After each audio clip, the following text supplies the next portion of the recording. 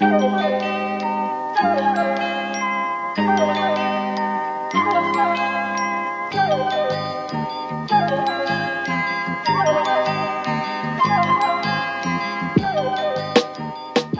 and welcome to this free episode of TF. It is myself, Riley, and I am joined by Hussein and Alice. How's it going, guys? I've been really I've been wondering whether I should try to do the Milo voice, but I'm not going to because I don't like doing voices and I don't want to do voices. Yeah, this is a Milo-less episode because we've locked Milo in the studio toilet so that he can't make any sort of like anti-Wales remarks. Yeah. Oh yeah. He was going to come up with a whole new character that we would really love for 5 minutes and then spend 10 months hating. Mm-hmm. So he has been sequestered well away from the recording. And instead, we're very pleased to be joined by the National Wales's Becca Wilks. Becca, how's it going? Hello, I'm good. Yeah, I'm here to be pro-Wales. Absolutely. Well, I think we're going to be talking about it through this about Wales because things are going on in Welsh politics and doings are occurring. Things are transpiring. That's right. But are they really? Yeah, well, we'll see. a lot of white papers are being called for, and if I know anything from English politics, that means changes are a coming. Oh, we love a white paper. We love a white paper. We love a call for responses. Because when people need urgent social and public services that have spent the last sort of 4 years getting residualized into nothing, the important thing to do is to make sure you spend 2 years before you give them anything, so you can make sure a range of voices are heard. Yes. No, but so we'll be talking a little bit about what's going on in Wales politically, and then I think in a wider sense, I think it's worth talking a little bit just about how Welsh politics works, maybe misconceptions of it that might be abiding over here on this side of the border. I hate when a misconception abides. Especially on this side of the border. That's on this the side of the border? That's the worst side of the border. That's my side of the border. I live here. But look, there are a few things to talk about first, right? Number one, and this is sort of, again, I think, a moment where I think the only when you think about this, the only sort of appropriate emotion to feel is cold fury. But it has now been the deadliest day in the Channel, with several dozen refugees. People aiming to come here and claiming asylum, being killed when their inflatable boat capsized. And if only we'd listened to the signal call of the show years and years about this, then maybe we could have had policy solutions. Yeah. Well, what I think is most infuriating, right, is the crocodile tears coming from people from everyone from the Home Secretary to the leader of the opposition, people who oppose the only policy that will work, which is buy these people ferry tickets so they can come over here safely. Because if you don't do that, anything short of that, literally anything policy that isn't that, right, you are saying that you condone what's happening and you just don't want to feel bad about it. Yeah, it is the classic preeminent case of crying because you got what you wanted. This is the sort of like desirable, or at least, expected outcome of anything that you try to do that involves more border guards, pushbacks, or whatever, because you'll never be able to control that stretch of the French coastline effectively enough to prevent these boats from launching, and so they do, and this is the result. And it's so galling. And even if you can, you obviously shouldn't. Yeah, if you want to build the Atlantic Wall too, but with all of the bunkers facing inwards to stop people from having to live in France, a horrible fate to bestow on anyone, least of all people who have to flee their own countries. Then, and people who are so desperate that coming to Britain, an even worse place, seems better.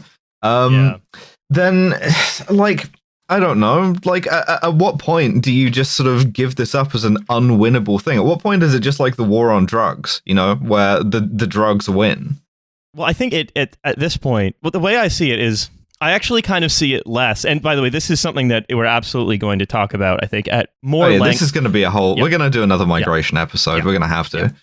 Yeah, absolutely. But the the way that what it puts me in mind of actually is less the sort of war on drugs and more of like, nuclear proliferation for peace in the 1950s, right? Where we say we must have a safer world. Cut there. Yeah. We must have a safer world. The only way to do that is to have more world-ending weapons. We have to have more of them and be more ready to use them. Yeah, the only way to like decrease migration is to kill migrants accidentally. Well, it's not even what they're talking about is the rhetoric always used, right, especially by like Patel and the people around her, is we must make this route unviable so nobody takes it, which means putting more pressure on it, which means that, say, worse boats will be launched more hastily, for example. We have to make it more precarious, but like it's a deliberate failure because no one's stupid enough, apart from like maybe some conservative voters, to believe that there's any sort of precarity you can expose these people to that isn't worse than what they're leaving. For one reason or another.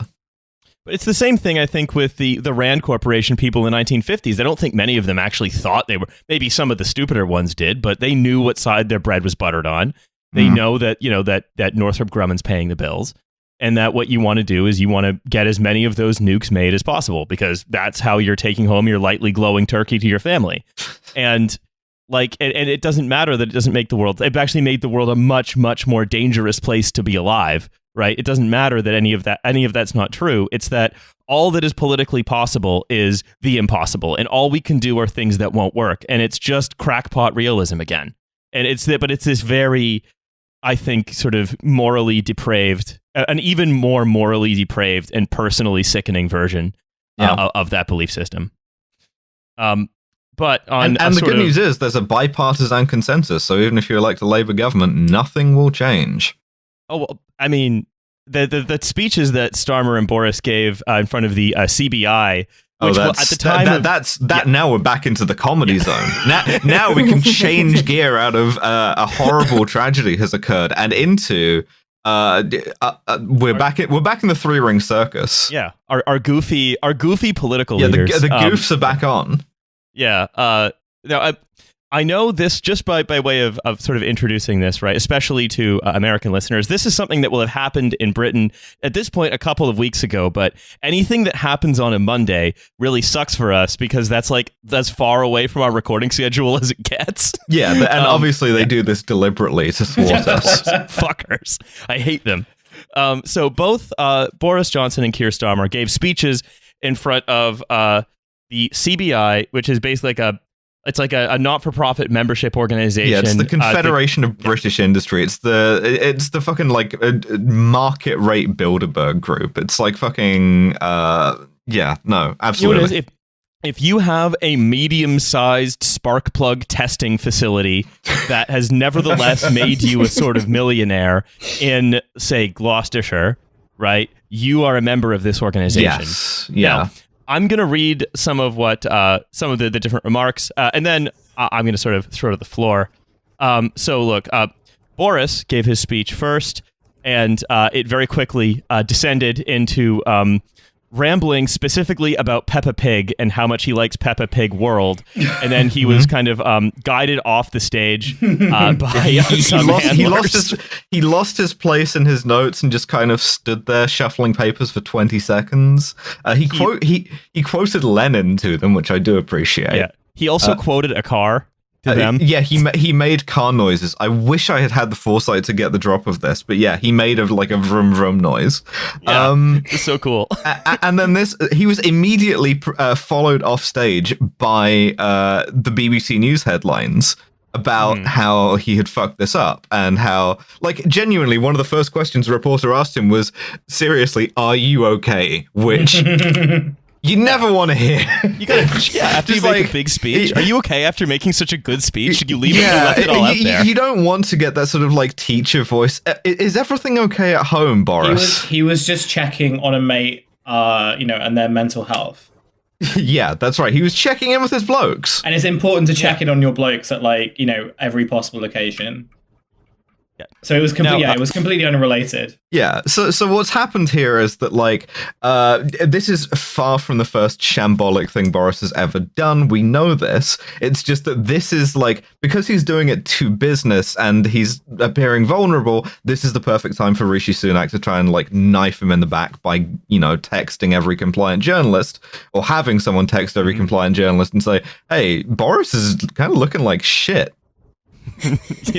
Boris looking straight choogy because he's using Instagram memes from a couple of years ago. Now, That's Becca, right. I mean, you've sort of been seeing all of this stuff develop. You know where this is going next, of course. But I wanted to know, how have you interpreted this as it's sort of carried on?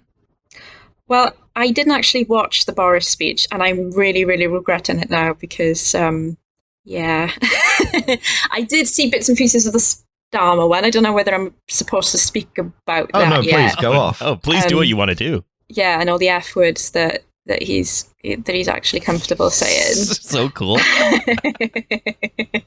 But yeah, no, we described the CBI really reminded me of Wales Tech Week. You get sort of the assembled business leaders in the world of small parts manufacturing and stuff. Yeah, it's not the guys who familiar. do a coup d'etat on you. It's the guys who own factories that make hairdryers. Yeah, exactly. Yeah, pretty much. Yeah, those hairdryer magnets. Yeah. Right. But yeah, watching astonished as always. What was really funny to me, right, was there's this specimen of guy on the left, which is the guy who every time Boris shits himself on stage or whatever, will then say, no, he's playing you. It's a cunning Tory act because Alice, stop talking about me as though I'm not here. no, every time he gets off the stage after having thrown up on a guy, he starts walking like Kaiser Soze, and he straightens his tie and he perfectly combs his hair down, and he's just normal. And it's no, the bluster is absolutely a tactical thing. Talking about Peppa Pig or whatever, that's totally a thing that he does on purpose. But he doesn't fuck up speeches on purpose, and he especially doesn't get briefed against by the rest of the Conservative Party because they're worried that he's alienating fucking hairdryer people. Alice, I'll tell you what accident. that is. That's just people whose main core organizing belief is that the Tories are completely invulnerable, and they've done that as a part of sort of learned helplessness. Yeah, and I mean that is only 90% true. Yes, that's right. Because I mean, look, it's we talked about this, right? Where if it's Labour is never going to win against the Conservatives. What happens is the Conservatives are going to lose themselves, like they did with Major, and then Labour is just going to be standing there trying to look identical to them, a more professional version of them. Keir standing in front of a country, asking them to invest in me, and it's because next up was Keir Starmer, giving his speech to the CBI, and oh boy. You're so good. This is the point in the episode where we truly are missing Milo's absence, because we had perhaps some of the most Keir lines we've ever had out of him. Alice, you want to do the first one? Oh, I'll do the F words. You do the first one. My favorite one was he said, "Labour is back in business. The dual meaning is entirely intentional." The dual meaning is entirely intentional, Lynn. Kind of Sean Connery there. What was that? Meaning is intentional. Yeah. Labour is back into business. But Labour is back in business. No, I'm just if Milo isn't here, I'm just doing Keir Starmer as Sean Connery now. Maybe Keir Starmer should do his speeches as Sean Connery. Maybe. Yeah. But I genuinely thought they put the quotes in the wrong place. I thought they had just added, "This is entirely intentional." No, he said that with his human-seeming mouth parts. He said, "This pun? It's actually a pun. It's entirely. I'm being humorous. It's a dual meaning." Yeah, well, I mean, look, he knows that that British journalists and business leaders all have the IQs of 4-year-olds. Well, that is true. Yeah. Yeah, so he doesn't want to frighten them. Speaking of frighten, he also said relations between politics and business have not always been warm. The Prime Minister himself has not always been complimentary, which again, that's just what Matt Hancock said. Yeah, you can't say fuck business. Yeah, I would never say that about business. That's just what Matt Hancock said. He's running the Matt Hancock campaign, that dynamo of charisma. But if you read his like the road ahead thing, that was a very Matt Hancock document in itself. Oh, it absolutely was. Yeah, business doesn't mean to do bad. You've got to be nice to business and hold business's hand. That's correct. Yeah, check in on your local business and see whether their mental health is okay. Yeah, absolutely. So, I can promise you that the only F words I will be using are foreign investment, fair trade, fiscal policy, and fiduciary duty. Fiduciary duty, Jesus Christ! That is not that number one. Those are short phrases, not words. I think it was inappropriate for Keir to wear the Castrol GCX jacket to the CBI, but go off, I guess. I think he's just doing it on purpose at this point. I think it's an op. I think after the special K remark, I simply don't know. Yeah, he's doing it. He's doing it specifically to aggrieve us, knowing what our recording schedule is like. He's doing a kind of like extended piece of performance art. We're going to see Keir Starmer tear off his latex mask to reveal Marina Abramovich. I was going to say Andy Kaufman. Well, possibly. It's that he's I think someone in his team must have said like sir, the British public are at risk of seeing you as something of a partridge, and then he's just leaned very heavily into it. But like here's the thing, right? Look, you can't it's funny how fucking corny he is. But it's like not even Corbyn went to the CBI when he made the same speech, because everyone always makes this speech. He didn't tell them to go fuck themselves. He said something that was like content-wise was broadly similar, right? Yeah, he said essentially, what if we did business but nice, because he's a social democrat. And so like, and of course for this he was like driven out of public life at any cost. But even sucking them off doesn't give you anything, because the response to both Starmer and Johnson's speeches was sort of bewildered frustration. Yeah, because the thing is, the one thing one thing that is true about business, I think neither, especially these types of businesses that neither party has grasped, is that both of them do need investment, and all that sort of and Labour is they're promising more investment than the Tories, who again are sort of just at this point showing themselves to be illiterate dunces, but again that's fine.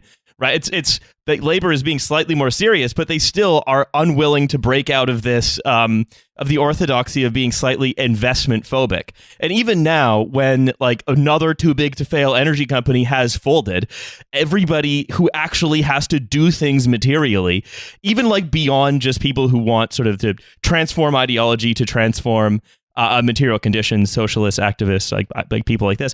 Even now, it's even anyone who is asking the people who have been basically trained, made into like Pavlov's dogs for just operantly conditioned to let the state get out of the way and let business get on with it, right? There's the party that says that while drooling, or the party that says that while saying please take us seriously, but no one's actually willing to do anything outside of these narrowly defined orthodoxies. What is funny to me is that this is sort of a rod that the CBI has made for its own back, right? It's like, we spent 40 years installing the kind of politician whose job is to get out of the way and let us make money as sort of like buccaneers of the free market, right? And that's their only political instinct, because we've made absolutely certain that that's the only viable course left. And now, when we suddenly need massive government investment, all of the politicians that we have been trained from birth by us to not do anything. Yeah.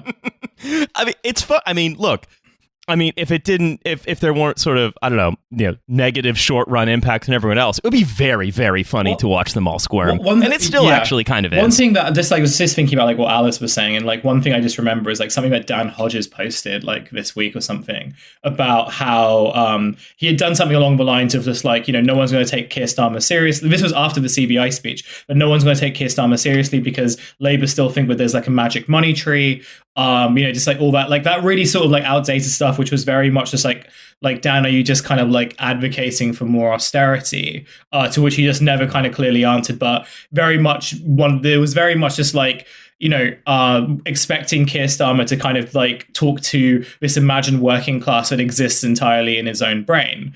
But also, like, I think it's very reflective of like what Alice was saying about like this type of like, not even just like politicians, but also just a generation that understood what politicians and what politics was supposed to be in relation to commerce, and the idea that like any kind of material intervention or even any kind of like legislative intervention was one that was like not encouraged. So like even as these sort of like centrist Labour people celebrate that like, the left no really longer like want to be part of the party, they're still kind of frustrated with like facing a reality that like getting rid of like Jeremy Corbyn wasn't going to like eradicate any of like the kind of very pressing material conditions that, like, credit to the Conservatives in a very minimal way, have at least recognized.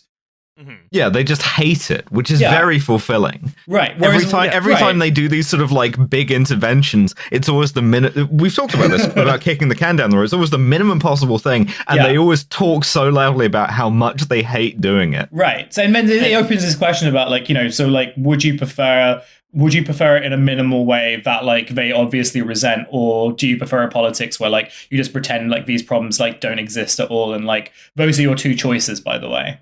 Mm-hmm. And also, it's delivered by Sean Connery. That's right. I mean, look, it's unfair. It's unfair to say that they're saying no, we are not going to invest in things. They have said they are going to invest. It's just a lot of the investment is sort of same old, talking about how, we're going to co-invest in making gigafactories for electric cars. We're going to invest in climate and so on. But I think the promises of sort of anything transformative in terms of, say, infrastructure or whatever are just very thin on the ground. And it is both of these people are clearly yesterday's man, and they are being asked to react to things that appear to be just outside the purview of what they can conceive. The best thing is tomorrow's man also not going to be able to fucking do anything. Like, at best, you'll get from the Tories, like I say, Rishi Sunak, who is going to do some like more. That guy's got a Milton Friedman back tattoo. I swear to God. Yeah, exactly. His like Milton Friedman full back piece, Chicago School full sleeve. No, he's going to do the minimum possible thing in a more pragmatic way and not talk about Peppa Pig on stage, and it still won't solve any of the underlying problems. Also, before we move on to sort of talking about sort of our core subject today, Wales. It's that, look, this is, I think, the whole sort of experience with Boris should always be a rejoinder to the people who say he's British Trump. That's absolutely not true, because British Trump would never have said way funnier any of that lame shit. Remember, this guy's talking about Peppa Pig, he's making truck noises, but he would never talk about Stan Chera. He would never talk about fucking on a yacht in front of a bunch of Boy Scouts. He would never host the football boys. Well, the thing is, Boris Johnson has long COVID, right? And for sure. It's just like eating his brain. And so, compared to Trump, right? When Trump got COVID, as he memorably said, they took my DNA and it came back and it wasn't DNA, it was USA. Which is, first of all, a great thing to say, but second of all, Boris doesn't have that protection. They took his DNA and it came back GB, so no fucking wonder that he's sort of turned into this drooling monstrosity on stage. Yeah, Boris has been mentally enfeebled by COVID, and Trump was just made stronger by it. Honestly, Boris Johnson right now is acting like he has like he's exceeded his encumbrance limit in Skyrim. He's just sort of stumbling around. He drank 40 meads, and he's constantly drinking 40 meads. He is glitching. He's carrying about 50 copper pots at the same time. Yeah. If every time he's about to walk, you just see like a bunch of copper pots flow out from his chest. All right, I want to talk about Wales. I have a Welsh startup. Becca, you sent this Welsh startup to me, so unfortunately, you can judge the answers, but you can't play the game. I'm sorry about that. And unless you use the like device that we all use to erase our memories at the end of every episode's recording to forget what the startup was. So, my colleagues, the startup is called Thermify. Thermify. And it is, I'll say this, it says, no compromise, no downside, smart green energy used twice. It's recycling the fucking heat of your own biomass from your shit. Oh God, Alice, God, you were that's so close. startlingly close then. What?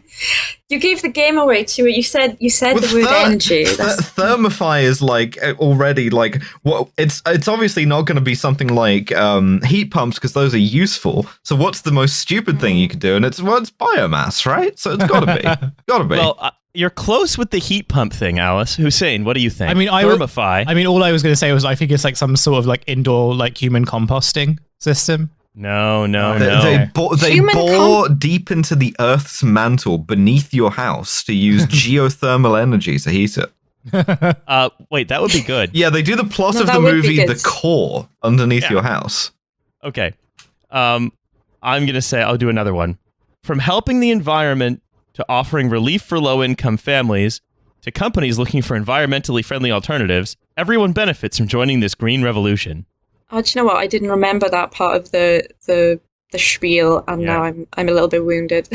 I've removed some key words from there. They use once again your human shit to like heat businesses. You're getting really like preoccupied with the human shit. It's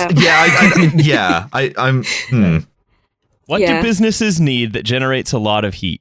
Fucking, I don't know, dude. Do not say human shit. Why would you need to heat that? Yeah, exactly. It's already Thermify. warm. Yeah. All right. It turns office small talk into like renewable energy. I don't fucking know. Yeah. I'm a big wheel at the CBI thanks to my multi-million-pound heated trough of human shit company. Just walking through their thumb in your suspenders. No. Thermify says that's why they want people to come back to the offices. They need people to do small talk so that small talk can be generated into energy. Yeah, that's right. So, Thermify asks, what if there was a new kind of data center that could warm homes? Oh, they're warming your house with the fucking Bitcoin mine. That's right. Yes. All right. I'm here for this. See, I was going to think that maybe is it kind of like a rental system where like tech companies would be like, can we use your house to store servers? And in exchange, it is that. those servers are so... That's exactly what it is. No, fuck off, really? That's exactly what it is. Yeah. Yeah, they want to put servers in people's houses. So they turn people's homes into data centers, and their thing is like, well, the boxes get really hot, which means that you'll have heat all the time. Yeah, that's literally the logic there. Don't you have to keep a server farm very cold? Well, partially for this reason, but also for like operational reasons. Don't worry about it. Oh. So I personally love when I get up in the morning, you know, I put some toast in the toaster, I pour myself a glass of orange juice, and then the fire suppression system for the server that lives in my basement floods my entire house with oxygen displacing gas. So look, I'll tell you how it works. Right? They say basically you have a Thermify boiler in your house. And basically you and a bunch of Macedonian teenagers are mining Bitcoin on it. Yeah, that's correct. So the Thermify boiler, you buy it as the homeowner, and it processes cloud computing requests, and the energy consumed is transformed into heat. You save huge money in your energy bills because it's subsidized by the company that sells the compute capacity to companies, and you use the same energy twice. Now, it's a very... how does it, like, but the cycles on which you need to use heat in your home, they have to be different from the cycles of, like, data use, right? Like, it's like hooking up your fucking home electricity to the flashing hard drive indicator on your computer. It's just going to be like... Yeah, and I actually, because I'm not a particularly bright bulb with, you know, renewable energy is concerned, so I spoke to someone who knew more about it, and they were very, like, nice and sweet about this, and sort of said, oh, you know, it's an admiral... admiral? Yeah, it's an admiral. It's an admirable ambition, but, you know, if you put it into someone's house, they may not be able to, like, turn the heat on and off when they want that's to. That's my concern. You're not able to, like, you can't take a shower right now because nobody's mining enough Bitcoin. Yeah, well, then what you have to do is you have to get out there, maybe start your own cryptocurrency and encourage people to mine it using your server as a node. Your house is 50 degrees in summer because you get a popular server in your fucking boiler. Oh, yeah. Well, you can't turn you can't turn it off. No, of course not. Of course not. Because the thing is, you pay a flat rate a month, which is much, much lower than your energy bill. But the key is the people deciding whether or not you have heat are people mining Bitcoin or downloading, rendering a YouTube Kids video or whatever. Yeah, torrenting movies. Great. Fantastic. Ordering sex dildos. Yeah. Yeah. Because what I fucking hate about this, what just absolutely makes me just the thing that I think is the fucking worst about Thermify is that they're like, oh, it's a solution for low income people, and it's like, fucking great. Because it's because the low income people should have like dignity or whatever. Like they should have the basic services that you need to live a comfortable and dignified life as a byproduct of someone having a sex dildo website. Yeah, no, it's like actually less predatory. And more comically insulting than like the old things where you had to put like a coin in, right? Like genuinely. Yeah, because it's the same thing, but it's less predictable because your house is heated on the basis of compute cycles, or at least they haven't disabused me of that idea on their website. I feel like that would be something you front and center. Wouldn't the house be heated on the basis of consumer demand? What if it's hot out? What if it's cold out? Mm-hmm. They don't really tangle with that in any obvious way. Yeah, you have to do a shitload more Bitcoin mining in winter to keep up with demand. And there's also this thing about, and again, I'm not, an expert on this stuff, but for me, the thing that jumped out was, they on their website, they kind of hint to the fact, that they want to sell this service to like Amazon Web Services and all the rest of it. But like, surely those companies will want to attend to sort out their servers now and again, and that the times when they want to visit to do repairs or to fiddle about with something or to track something, it's not necessarily going to be convenient to you. So like you as the person who lives in that home, like, are you going to have to put up with sort of random Amazon Web service guys like absolutely. showing up? You're going to you can have like an exciting new career in door-to-door server maintenance. Yeah, it's also the fact that it makes you reliant on the continued existence of companies like this to heat your home, which is another thing in itself that strikes me. It's like, you can't. You're reliant on the continued existence of Amazon and the fortunes of Jeff Bezos. Yeah. But conversely, right? There's an opposite to this, which is your data transfer is now reliant on somebody else's house, which means that like, what if you can't order your basket of sex dildos or like download what if you can't download the model to 3D print your sex dildos? What happened? Because Steve's house. Yeah, because Steve and Steve's house has just like taken an axe to his boiler, What happens if like your business and your like livelihood is like all based on like a server box in like some random person's house? Yeah, my boiler breaks once a year, more or less, and right. if anything you're doing on the internet depends on the continued maintenance status of my boiler, you're fucked. Yeah. Well, the other thing, right, is I think, Becca, what you were saying is this depends on Amazon existing. Like, imagine that life, right, where you go to work in the Amazon warehouse, and you come back in your house that's been heated by an Amazon boiler. It shows it's this idea that I think a lot of startup idiots have, which is just that we need to find more ways for this to intrude on people's lives so that it can solve one problem while creating 40 more. Yeah, it kind of fits into that whole thing of, like where they talk about sort of platforms and these big companies as operating kind of less like companies or platforms and more like states. And there's really something to that, because if you think suddenly like Amazon is providing your employment, they're heating your home, and it's like, they're delivering your shopping for you, as they take on grocery deliveries. It's like we keep thinking of different ways to invite these companies into our lives, and yeah, it's very strange instinct. And the Welsh government seems to like Thermify, right? Oh yeah, they do. They do. Tell me about that. Well, to be fair, and to be like with credible journalist hat on, I can't say for sure what the relationship between the Welsh government and I went to say Spotify then, but it's Thermify. I mean, They wish they had a relationship with Spotify. Yeah, they both changed their relationship status to "it's complicated," but we can't really draw any conclusions. But yeah, basically they made a big announcement about this, where they sort of said they'd attracted them to I think it was in Swansea. Well, I should know this off the top of my head, but yeah, they've attracted them to start up operations here.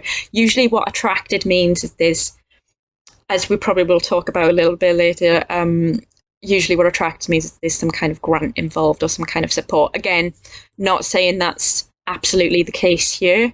I'm just saying that's what the language suggests, if you see what I mean. Yeah. And based on recent history, you know, there's nothing that the Welsh government seems to disapprove me of that idea. Because the Welsh government is very interesting. It's it's been called a kind of one-party state, with Welsh Labour just enjoying sort of hegemony there for the decades since devolution, and Welsh Labour also, I think, occupies a space in the mind, I think especially of the English, as somewhat more radical, somewhat more serious. With the Welsh First Minister often being the highest, the most senior Labour politician in the country, senior elected Labour politician, and I think but it's what it really is, or at least in history, it seems to be an organization that historically actually under-delivers for the people that vote for it and depend on it, and that is absolutely gaggingly desperate to have a Silicon Valley guy just take a shit in their toilet. Just pondering my big orb that just contains the past of Scottish Labour to see if this contains any clues. Yeah. It was interesting what you said earlier, actually, about the idea of Starmer and Johnson sort of being men of the past and kind of not having anywhere to go. And I think that's kind of true for a lot of Welsh Labour as well. But the thing that and again, we probably will go into this a little bit more, but the thing that they rely on is this: the rhetoric is always very radical. The action, not necessarily the case. We're very comfortable talking about socialism in Wales. We're very comfortable about saying, phrases like clear red water and the Welsh way and stuff. But yeah, in practice, the rhetoric doesn't kind of bear itself out. Because Welsh politics sort of has been shaken up a little bit, right? Because what's happened is Welsh Labour and Plaid Cymru, Jesus Christ. Did I not? We gave you the fucking briefing beforehand. Yeah. We did. Plaid. Think pride with an L. I can't get my dumb Canadian mouth around the words. Labour and Plaid Cymru, excuse me. Yeah, there you go. Are going to be entering into a confidence and supply arrangement, which essentially is aiming to lay out a raft of policies to tackle a number of crises that have been sort of building up in Wales: housing crises, child poverty crises, dealing with greening the economy, and so on. Things that you'd expect a one-party state with more or less unlimited authority over the elements of government that have been devolved to it would have been able to at least begin tackling. Yeah. Right? Yeah. Yeah. I mean, to be super diplomatic, it's, I wouldn't say radical, obviously, but it's a good thing that they've done this. It's good that they are willing to, in the wider landscape of UK politics, it is radical to enter into a cooperation deal with a party like Plaid Cymru.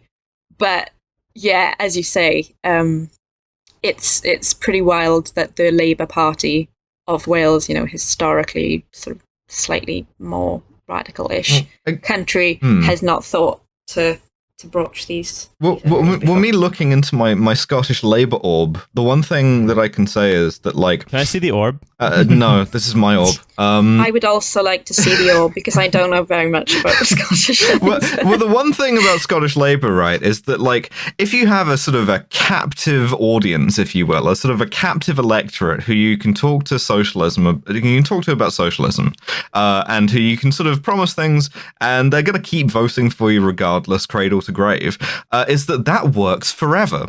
And you can just keep siphoning off all of the best talent and sending it to London. You can keep not doing anything in the actual area, and you can keep just kind of, making fun of nationalists, because nothing bad will ever happen. Yeah. Like, but Richard Leonard is one of the most powerful men in the country. That's right. But like, he's allowed to kill people. To my mind, this is this is kind of a more politic way of like coming to terms with nationalism than what Scottish Labour ever did, because Scottish Labour's response was to laugh at it and then get owned. Whereas here, trying to sort of like bring it inside the tent and trying to like maybe almost co-opt it a little bit seems to me that much more. Alternately, depending on how cynical or optimistic you are, sort of devious or diplomatic. Yeah, we're a weird country. To the headline of this is going to be because I think again I know bugger all about sort of the history of Scottish politics, but I get the sense that Welsh Labour, at least in the sort of the recent past, isn't quite sort of as hostile towards. I mean, there's that. Yeah, I mean that's debatable. But, they're certainly not as sort of. The relationship isn't as oppositional. Is that right? Is that a word? Oppositional. Yeah.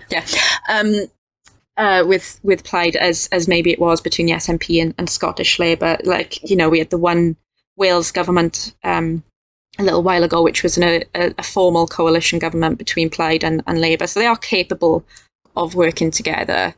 And I think that is probably one of Welsh Labour's sort of saving graces-ish, is that they're willing to pilfer ideas or, willing to sort of pay lip service to Plaid in a way that probably you wouldn't see between sort of Scottish Labour and SNP and most sort of similarly politically inclined parties in England and parties like the Greens and stuff.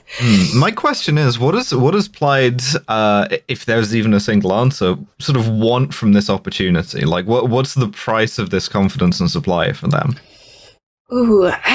Probably for them, the second home stuff.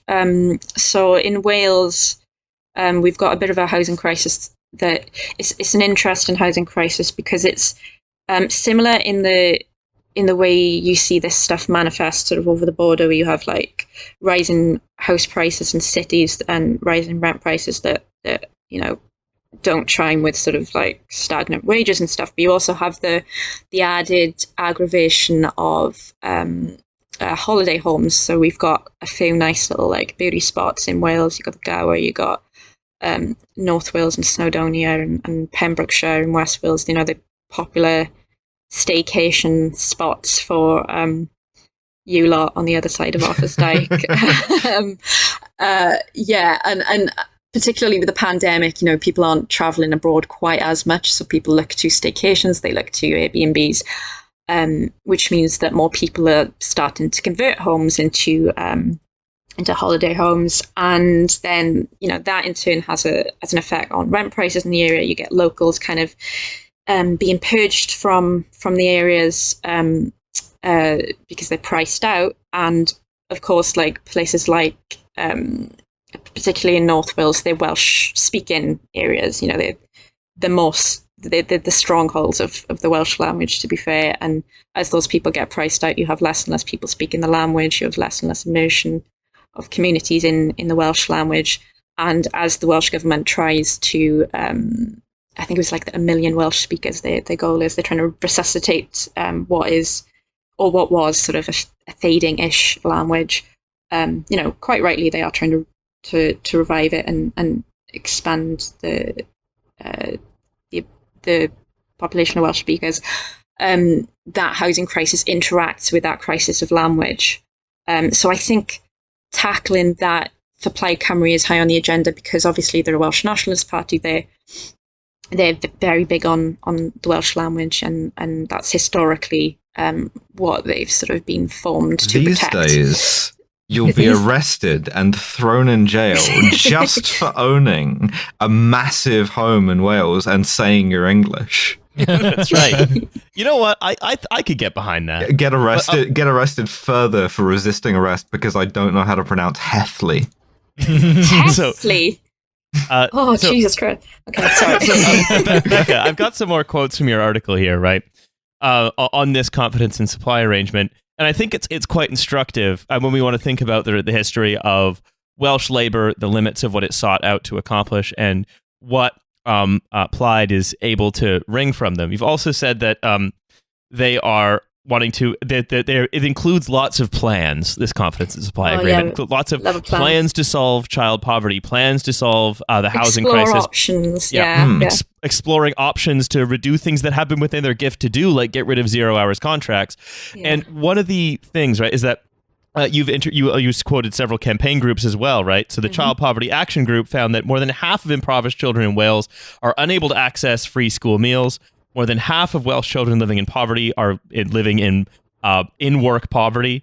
And while the previous attempts to expand that provision, which is unusually narrow in Wales versus the rest of the UK, has been voted down by Welsh Labour and Senedd on the basis of concerns about costs. Or you also talked about rent as well, right? Having rent controls to solve the sort of second home crisis, especially sort of as prices spiral up in Cardiff and Swansea? Well, no, we're having another white paper where we kind of know what the solution is. We're kicking the can down the road. And so it seems like what they've been able to extract are a lot of consultation papers and plans to make plans, looking into things that are quite worthy. But again, that sort of bring back that last question. Why haven't you done this already? Yeah, and that's pretty much the crux of it. I mean, to be fair, there are bits in this deal that sort of do seem like they have a more tangible quality to them. Like I'm thinking of social care. So in the last sign of the election, Plaid ran on the idea of having a unified national care service that's free at the point of use. Whereas Welsh Labour, they would looking more towards the sort of UK government-led solution, and if the UK government didn't provide sort of adequate funding, by the end of the Senedd term, they'd look into doing something else. It was very much sort of, to my mind anyway, kicking the can down the road, in much the same way as the language around rent controls is now. So with the social care, the national care service, they're looking at implementation, I think, by the end of 2023, having sort of a plan in place to implement that. So there are things that seem like they're going somewhere. I think as well, they're looking at a nationalised or publicly owned energy company by 2022. So there's bits and pieces that's in there. But like the rent controls is the classic example because they floated that. It was floated a couple of days before the full announcement, and it was sort of like, develop, I think the language was something like develop a way to implement rent controls. And then when the actual full announcement came out, it was, we'll do a white paper that will talk about the role that rent controls might play. So not even a white paper on, an actual plan for implementation. It's talking about the role. And it's similarly that same white paper is going to talk about the role having a right to adequate housing could play, and it's just like that in itself. It's just like, why do we need a white paper on that? I don't know. We're doing a 6-month study to find out whether people like it or not when they have somewhere to live. Pretty much, yeah. And I think this is sort of quite instructive, right? Where a lot of the good things that are happening, they seem to be sort of dragged to, and this is interesting, right? Especially because Drakeford loves to talk about this phrase that you bring up, clear red water, right? Where he says, talks about his own radicalism. Phrase. Please continue. Yeah, he coined that phrase when he was a an advisor, I believe, to one of the first Senates. Oh God, I should know this, but yeah, an early Welsh government, sort of shortly after its formation in the late 90s, and he talked about clear red water. It's supposed to refer to the comparative radicalism of Welsh Labour as opposed to UK Labour. It was during the Blair sort of New Labour years. Supposed to refer to the blood of his enemies. Yeah, God, yeah, the blood of Mark Drakeford's enemies, bless him. So yeah, it was during the time of like PFI. I think we were slightly shielded from the worst excesses of PFI because of this sort of clear red water policy. That's not me saying that like it was amazing, but there was some bits where they tried to differentiate themselves from Blair and Westminster. Mm-hmm. But yeah, it's very much up for debate whether there was ever whether that sort of idea was ever approached with any particular urgency or seriousness. You know, it's some people call it sort of like murky brown water instead of clear red water. And I mean, this sort of, I think, leads into another thing that you can see, right, which is that Welsh Labour will campaign, sometimes individual, and you know where else I see this is in fucking Canada, is campaigning against the policies of your own government, trying to act as though you're insurgent. And as a kind of, and if you position yourself in this way, right, where we're always a little bit to the left of whatever English Labour is doing, minus one sort of brief interregnum in the late 20-teens.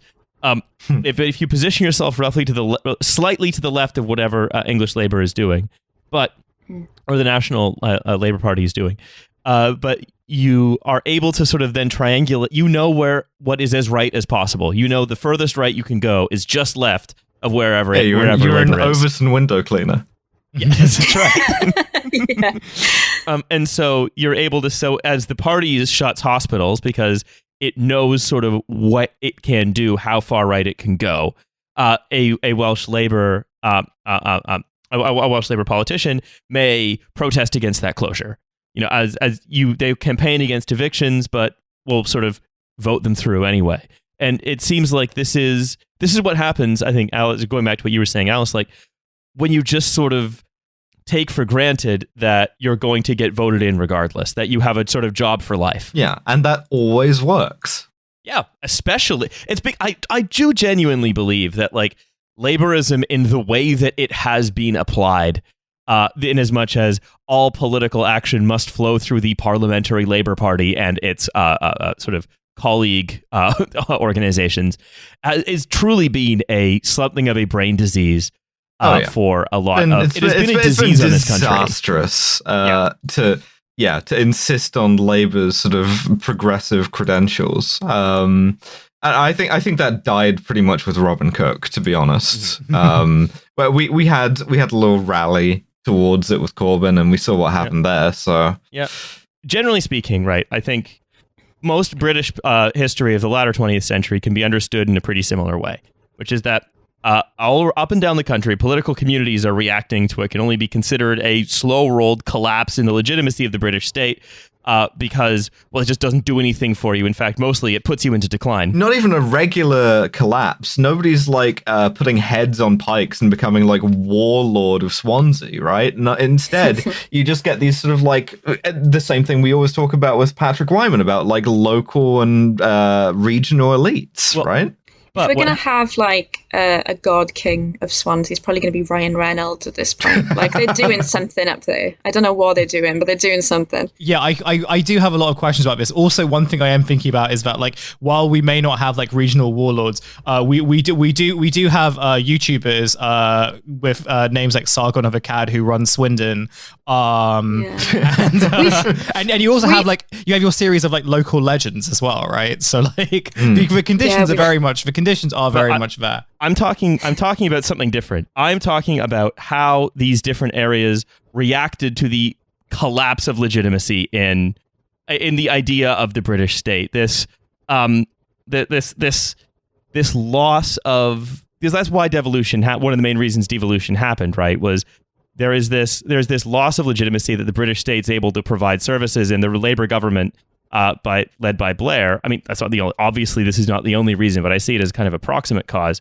Sort of says, okay, fine, we will hand back some of this power to you. And I wanted to know, like, how did Wales and Welsh Labour, in the history of them being a sort of party and a distinct party within a party and so on, react to this transformation?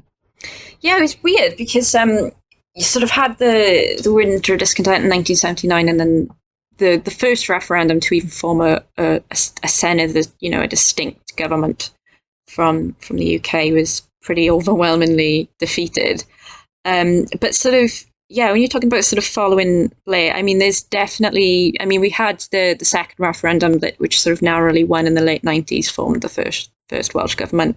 And from there has been kind of an accelerating tendency towards devolution and towards further powers being held in Wales.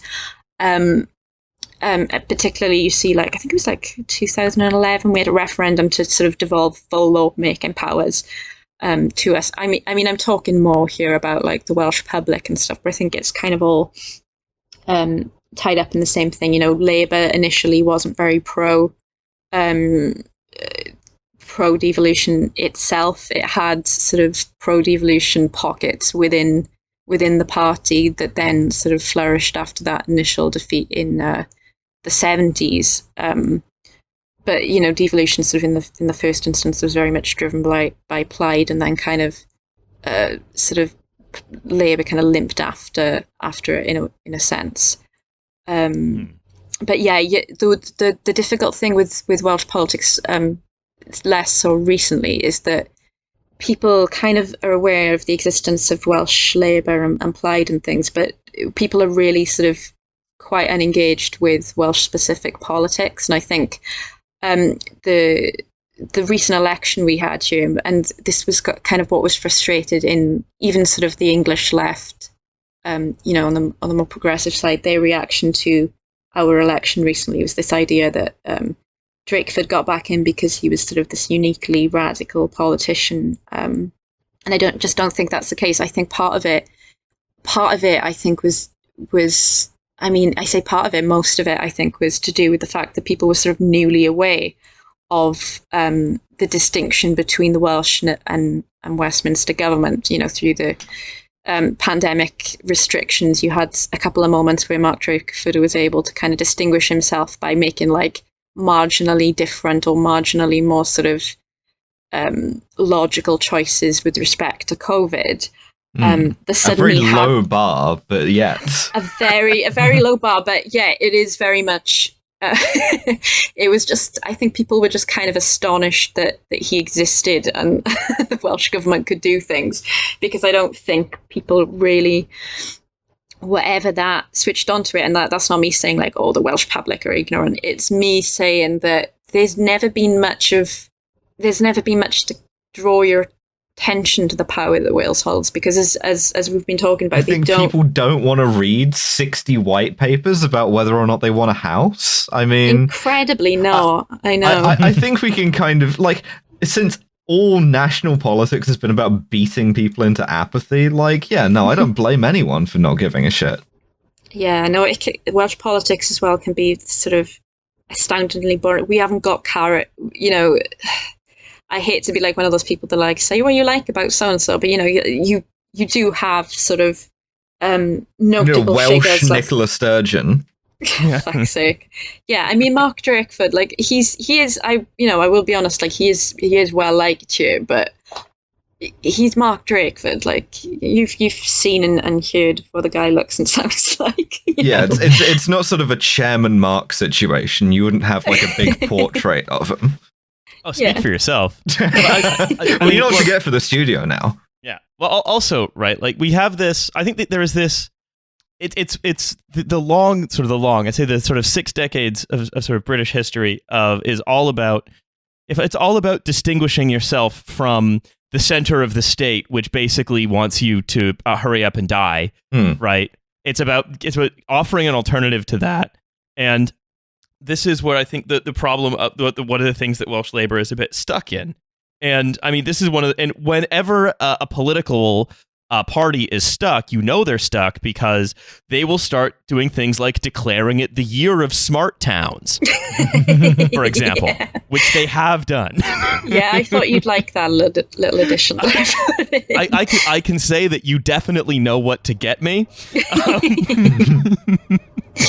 Where they're trying to say have more, again, like usual, right? The and again, you'll see this. I mean, you've shown me a lot of examples of this in the Welsh government. You do see it quite often. I see it also in the Toronto government. Lots of places that feel like they don't have room to maneuver announce some pie-in-the-sky technology-enabled plan. They're going to be like, well, we're going to put sensors all over everything in this town, and then that's going to improve bin collection. Because we know that bin collection doesn't work, but maybe we can make it work with magic. This guy said he's got some magic beans, and they're all sensor beans, and they're going to help us tell when to take out the bins. Also, places with lots of ideas don't sort of spend enormous amounts of time and money courting sort of guys with fanciful car companies. Like Jim Ratcliffe. We love to court in Wales. You love to court. Yeah. Jim Ratcliffe, who is the petrochemical hedge fund billionaire, big Brexit guy. This is quoting from an article in the Times. It started with a pub, the Grenadier in Belgravia, London, where petrochemicals billionaire Sir Jim Ratcliffe told his friends over a pint that he was going to, quote, build a proper 4x4. This is me. This is me. This is me. This is me. This is just like he has a lot more money than I do, so he can actually do it. Like guy drinks too much and says, "Oh, I hate the new Defender so much." It's not like a story unless it's one of this sort of like elect class of multimillionaires. In which case, you can get the entire government of a country to like bow to their whim, right? Yeah. Yeah. The Welsh government, because all of these guys like are treated by, and we see it in the Scottish government as well, the way that they treated Sanjeev Gupta and Lex Greensill when that was all happening. Right? It's these. Oh, hang on. I'm pretty sure when our former First Minister, Carwyn Jones, had a job, something to do with Sanjeev Gupta. Anyway, sorry. I'm sure, but like this is the thing about especially like small governments and especially devolved governments. They're such starfuckers. Because like essentially because they have to be, because they're sort of fighting for distinctiveness, and they don't have those kind of like central banking or central like resources that like a UK government might have. For better and for worse, they're cloud chasers. Mm-hmm. And this actually gets this is sort of like backed up by the fact that they think, well, we need to increase the prosperity in this area, and we only have £5 million.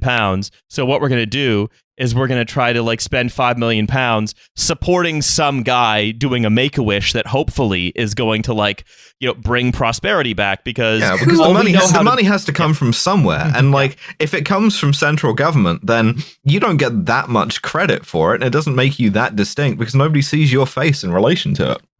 But crucially, can we come back to the fact that this guy was a billionaire? Why does he need 5 million from the Welsh government? He's a billionaire. Sorry, because the Scottish government's going to give him 5. Little treat. You know, amuse bouche. Yeah. Well, I told you, these guys are basically like, they say they're Make-A-Wish guys. Everyone has to do everything they can to make their dreams come true. Mm-hmm. And also, it's like the Welsh government has an equally fanciful dream, which is it knows the capitalism it wants to manage, which is Fordist capitalism, right? Mm-hmm. It knows that it can work with that because of car plants. And it's able to deal with things like this. It is very, very easily, let's say, bamboozled and impressed by someone making a claim about a smart city, or that we're going to heat everyone's houses with server racks. The whole idea of almost desperately chasing the future because you are either you feel constrained or you feel like that your role politically is to still manage decline, but to do so in a different brand from central government. It's inevitable that you will end up chasing these fanciful dreams because these are the magic beans that square the circle. Right? These are the magic beans that square the circle is an incredible sentence, and I'm going to be thinking about it for the rest of the week. Yeah, they're magic circle squaring beans. I see. Yeah. But Becca, you also mentioned to me as well, like they'll spend millions of pounds trying to like give grants to Aston Martin. Yeah, they did do that. It was nearly 20 million in grants, I believe, for job creation. We love job creation as well. That's the other thing. We love to create jobs. We love cars. We love to create jobs, any jobs, not sort of bothered about what kind of jobs, because obviously, as I've put in there as well, Amazon also received £12 million in support when it opened its warehouse in Swansea. During the time of Carwyn Johnson, I believe it was, and it's made people's lives worse. Yeah, that's what I mean. It's creating jobs, but it doesn't really matter what kinds of jobs you're creating, and we have this sort of repeating pattern of quoting foreign companies. Foreign sounds so, but yeah, quoting foreign companies who come in and open a big factory to a lot of fanfare for like a couple of years, and then they slowly start to, once they find a better option elsewhere, they start to withdraw, which is what we saw with Aston Martin. You know, they received the 90 million grants and stuff for a factory that opened in 2019. And then earlier this year, they announced they were cutting 200 jobs. So it's like, did the investment really pay off the actual people that this stuff affects? Like, it's debatable. And it's gambling. Yeah. It's gambling. Yeah, and it's also the same thing that we always talk about on the show happening in fucking like Illinois or Indiana or any other like sort of post-industrial landscape, right? It's just this sort of like inevitable wave of disappointment. Like you promise these things to people who are like desperate for one reason or another, and you get a factory that is open for a while and then just isn't. Yeah, and I was it like Lordstown? You guys did an episode on, and it just really made me think of this Ford factory. Ironically enough, or fittingly enough, an actual Ford factory in Bridgend, South Wales, closed recently, and they're kind of desperately trying to fill that sort of void that company's left. I believe part of So, and you know part of that was you actually got sort of a member of Plaid, who's nominally our left-wing party, writing a letter to Elon Musk, kind of begging him to open a factory up in this letter, man. It's the most fawning thing. It's just a thorough bootlicking. It's kind I of have the text in front of me. Yeah, it says, "This is from Luke Fletcher. Dear Mr. Musk, I write to you today regarding the location of the new Tesla factory in the United Kingdom and the potential that it could be located at the old Ford factory in Bridgend, Wales. When Ford shut down its operation in Bridgend, 1,700 jobs were lost, our community was devastated, and the impact was felt across the supply chain throughout the south of Wales. Again, the only solution is let's bring in another, more memeable, crazier version of Ford where there's like very little safety oversight. This will never happen again. That will we have to keep relying on these people because it will always work." Yeah. Also, it's probably a pretty good site for like an old car factory is probably a pretty good site for a new car factory. But like going about it in this sort of like fanish way really sort of betrays something of the desperation at work here, I think. And there is desperation because, there are jobs that have been lost, and Wales is, the poorest country in the Union. It's just, it's about when you're creating jobs, what kind of jobs are you creating? Who's going to be responsible for the people that live in the constituency that you're kind of, because he talks about sort of, he can testify to the committed work ethic of the community that he represents, and there's almost a weird like salesman like thing of it, like I've got good people that you can feed into your factory, and it's just I promise they won't unionize. Well, that's the other thing, and and then you've got on the sort of, I mean, it's obviously a different party in Welsh Labour, but you have this sort of this tension between trying to court these companies to attract them to Wales to, create sort of questionable jobs with questionable conditions. But then you have this ongoing fight in the Senate over NHS pay. And you have, our health minister, Ned Morgan, actually like literally trotting out the magic money tree line from Theresa May to talk about and sort of saying that increasing pay for NHS is it's about the language of priorities. What would you cut? And fair enough, we don't have the same kind of magic money machine as the UK government does at its disposal, but it grates, doesn't it? Because at the same time they're saying things like that, they're also giving out these sort of very lucrative grants to court the likes of Aston Martin, and if Mr. Musk liked Luke Fletcher's letter, then potentially him as well. If you see what I mean, is like I feel like we're kind of heading towards a strategy where ultimately it's going to be very much can Ryan Reynolds like save Wales. That's the sad thing. It's like that's not even national sense. Or like how like can you like you rely on these like sort of like I wouldn't be surprised. I wouldn't be surprised if like we kind of see a renaissance of like kind of really coursing like tech guys again.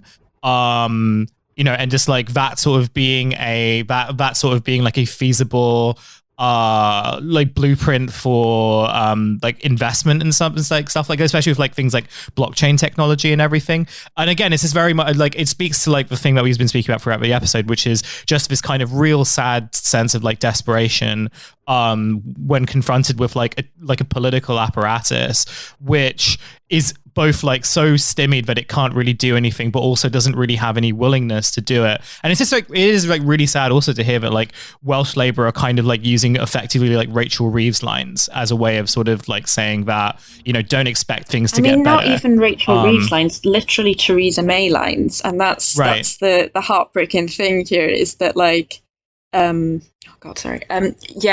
the heartbreaking thing. It's just that you can't have it both ways. You can't be considered the sort of the most successful Labour Party in the UK and the most radical, and have the likes of John McDonnell praising you and stuff, and also be stood in the Senedd telling NHS workers that they're not doing serious politics by asking for more money to help with recruitment. Yeah, just stood knee deep in a big lake of clear red piss. Fantastic. That's right. So, noting that we're sort of coming to the end of time, I want to say, Becca, thank you so much for coming and sharing all of your knowledge with us today. It has been a blast. Oh, thank you. Thanks. It's been nice to be here. Thank you. And Riley has learned how to pronounce Plaid Cymru. I sure have. I was really impressed, though, that you managed to mispronounce Bridgend, which I didn't think you'd have trouble with, because you kept saying Bridgend. Like in a this is because I'm Canadian. I'm just pronouncing. I had the same problems with pronouncing various English stuff. So I'm hitting the big button on my desk that says Canadian. Yeah, sorry, I didn't mean to shame you then. No, that's fine. That's all right. Also, I want to say to everybody out listening, thank you again for listening. And don't forget, we have a Patreon. It is $5 a month. You get a second episode every week. And this week, our bonus episode is going to feature us talking to Joey D'Urso from The Athletic, talking about how various interesting, let's say, cryptocurrencies sort of made their way into the world of football. So that is going to be very interesting. Do make sure to check that out. Otherwise, we will see you in a few days. Bye, everyone. Bye. Bye. Bye.